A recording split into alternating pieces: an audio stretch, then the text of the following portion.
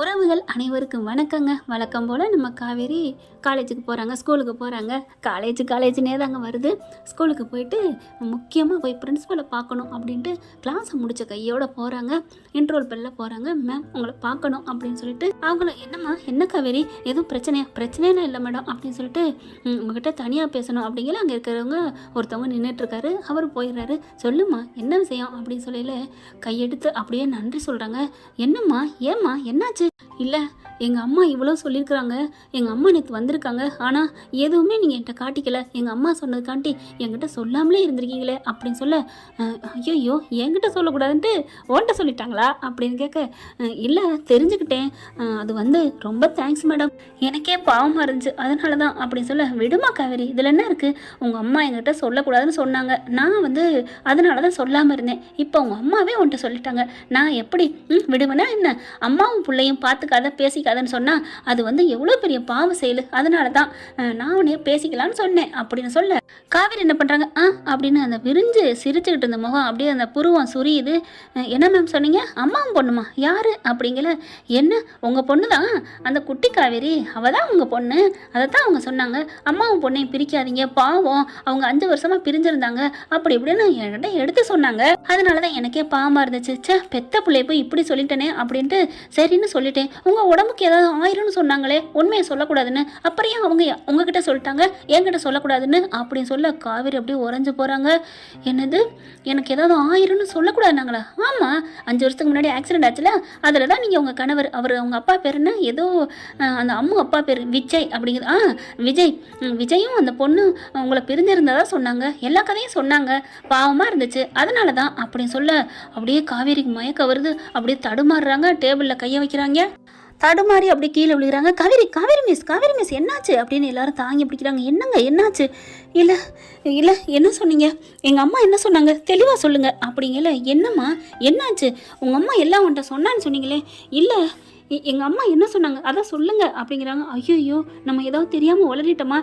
இல்லை காவேரி மிஸ், பாப்பா உங்கள் பொண்ணு அவளே பிரிஞ்சிருக்கா அப்படி இப்படின்னு சொன்னாங்க, அதுதான் பேசிக்கணும்னு சொன்னாங்க, ஆனால் உங்களுக்கு பொண்ணு தான் அம்மா தான் தெரியாதுன்னு சொன்னாங்க, ஆனால் உங்கள் அம்மா சொல்லிட்டாங்கன்னு நீங்கள் சொன்னதுனால தான் நான் இப்போ சொல்லிவிட்டேன், என்னை மன்னிச்சிருங்க அப்படின்னு சொல்ல அப்படியே மயங்கிடுறாங்க. அடுத்து பார்த்தா கண்ணு தண்ணி தெளிக்கிறாங்க, எழுப்பவே இல்லை, என்னாச்சு அப்படின்னு சொல்லிட்டு அவங்களுக்கு நினைப்பு போகிறான்.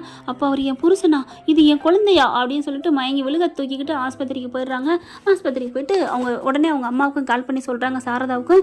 ஐயோ என்னாச்சு மேடம் அப்படின்னு சாரதா அலறி அடிக்குது.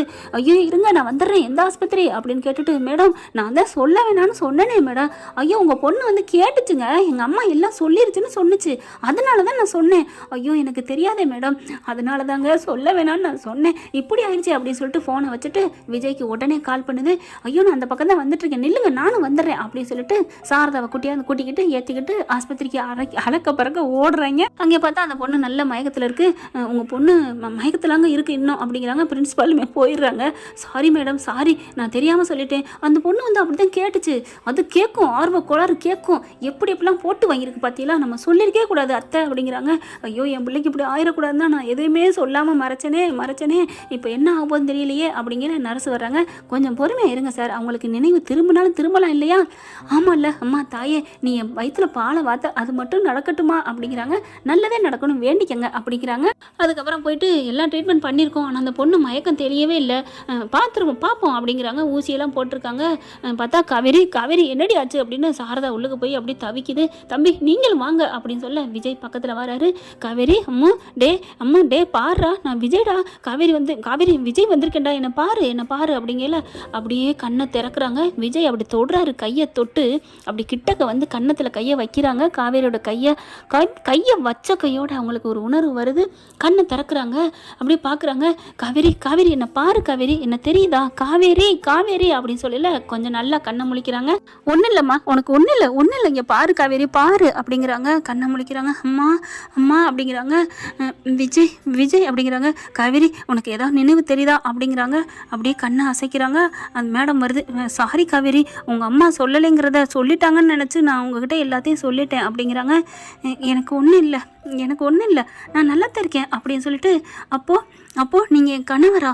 அம்மு வந்து என் குழந்தையா அப்படின்னு அப்படியே விம்மி கேட்க அப்படியே தூக்கி வாரி போடுது சாரதாவுக்கு. 2, ஒன்று சந்தோஷம், இன்னொன்று துக்கம். சந்தோஷம் என்னென்னா அவள் உடம்புக்கு ஒன்றும் ஆகலை. துக்கம் என்னென்னா இன்னமும் அவளுக்கு சுயநினைவு வரல அப்படிங்கிறது மட்டும்தான். ஆனாலும் பரவாயில்ல, புருஷன் பிள்ளைங்கிறது தெரிஞ்சிருச்சு, அது வரைக்கும் சந்தோஷம் அப்படிங்கிறாங்க. விஜய் வராரு பக்கத்தில். காவேரி உனக்கு ஒன்றும் இல்லையே அப்படின்னு சொல்ல, எனக்கு ஒன்றும் இல்லை அப்படின்னு சொல்லிட்டு மெல்ல என்னை தூக்குங்க அப்படிங்கிறாங்க. தூக்கி அப்படியே உட்கார வைக்கிறாங்க. உட்கார வச்சோன்னே டாக்டர் வராங்க. என்னம்மா ஆல்ரைட்டா அப்படிங்கிறாங்க. நல்லா இருக்கேன் சார் அப்படிங்கிறாங்க காவேரி. அடுத்து மேடம் சாரி கேட்டிருக்காங்க. பரவாயில்ல நீங்கள் கிளம்புங்க, நான் பார்த்துக்கிறேன் அப்படிங்கிறாங்க. அம்மு அப்படிங்கிறாங்க. அம்மா வந்து நான் கூப்பிட்டுக்கிறேன், டைம் இருக்குல்ல அப்படின்னு சொல்கிறாங்க. சரின்ட்டு அந்த மேடம் போயிடுறாங்க. அதுக்கப்புறம் அப்படி பார்க்குறாரு திருன்னு. நம்ம காவேரி என்ன பண்ணுறாங்க, சாரதாவை இப்படி பார்க்குது. அதே தலையை அசையாமல் அந்த கண்ணை மட்டும் உருட்டிக்கிட்டு இந்த பக்கம் நிற்கிற விஜயை இப்படி உருட்டி பார்க்குது.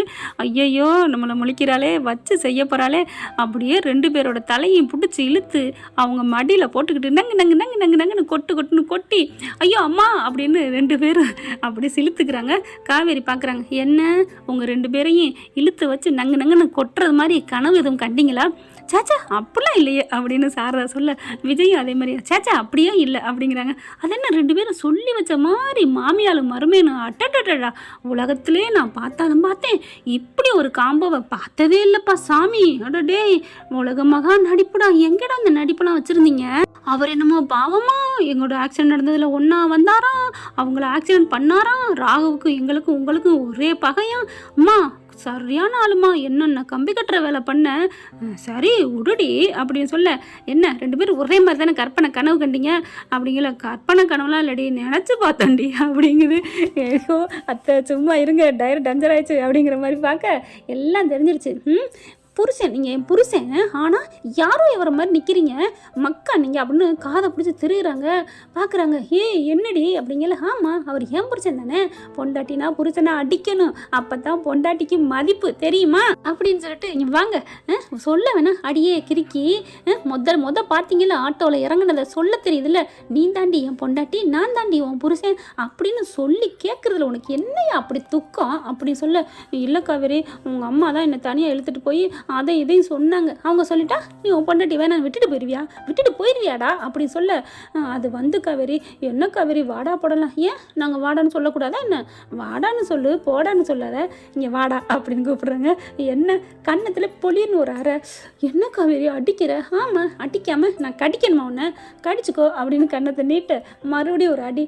என்ன காவேரி அடிச்சுட்டே இருக்கிற? அப்புறம் என்னடா என் பெத்த பிள்ளை எங்கிட்ட தள்ளி வச்சு பார்த்துருக்கீங்க அப்படின்னு சொல்லிட்டு, உன்னை அடித்தது இருக்கட்டும், நான் இந்த பக்கத்து பார்த்துட்டு அப்புறம் உங்ககிட்ட வர்றேன் அப்படின்னு இங்கிட்ட திரும்புறாங்க. சாரதாவை காணோம். எங்கே ஆளை காணோம், அம்மாவை காணோம் அப்படிங்கல. நான் இங்கே இருக்கேன்டி அப்படின்னு வாசல்கிட்ட போய் நிற்கிது. அம்மா மரியாதையாக வந்துரு, இல்லடி நீ என்னை வச்சு செஞ்சிருவ, உன் புருஷனே அடின்னு அடிக்கிற, என்னை ஆளை விடு சாமி, உன் உடம்புக்கு எதுவும் ஆயிடக்கூடாங்கிறக்கா தாண்டி பொய்ய சொன்னேன், என்னை விடு அப்படின்னு சொல்லிட்டு ஓடுறாங்க. சிரிச்சிருது காவேரி. விஜயும் சிரிக்கிறாங்க. சிரிச்சுட்டு அப்படி டக்குன்னு முறைக்கிறாங்க. ஐயோ சிரிச்சவ முறைக்கிறாளே, என்ன காவேரி அப்படிங்கல. என்ன பண்ணுறாரு அதுக்கப்புறம், காவேரி மிஸ், என்ன காவேரி மிஸ் அப்படின்னு சொல்ல, மிஸ்ஸு இங்கே வாடா அப்படின்னு காதை பிடிச்சி மறுபடியும் திரிகிறாங்க. ஆனால் சாரதா சரியான ஆளுங்க, போகிறவங்க கதவை சாத்திட்டு தாங்க போகிறாங்க. அதனால நரசு யாரும் இல்லைங்கிறதுனால காதை பிடிச்சி தெரிய, நான் பொண்டாட்டின்னு ஏங்க அப்படி மறைச்சிங்க, சொல்ல வேண்டியது தானே, உட்காருங்க அப்படிங்கிற வந்து உட்கார்றாரு. அப்படியே டப்புன்னு அப்படி கண்ணை அப்படி சிமிட்டி பார்க்குறாரு. அப்படி ஒன்றும் தெரியாத அப்ராணி மாதிரி. ஆமாம் இதெல்லாம் நல்லா பண்ணுங்க, அட்டிச்சேன்னு வைங்களேன் அப்படின்னு சொல்லிட்டு, எப்படிங்க நீங்கள் கனவுல வந்தீங்க தெரியுமா, என் கனவுல வந்து அப்பப்போ எனக்கு தாலி கட்டுற மாதிரி இருந்துச்சு, நான் அப்பவே நினச்சேன் அப்படிங்கிறாங்க. இல்லை காவேரி நான் என்ன பண்ணுறது, 5 வருஷம் நான் உன்னையே நினச்சி எப்படி வாழ்ந்தேன் தெரியுமா அப்படின்னு சொல்லிட்டு அழுகிறாரு. அப்படியே மார்போட சாச்சிக்கிறாங்க. நம்ம காவேரி சாச்சிக்கிறாங்க விஜய. அப்படியே இவருக்கு என்ன ஒரு ஆனந்தம்.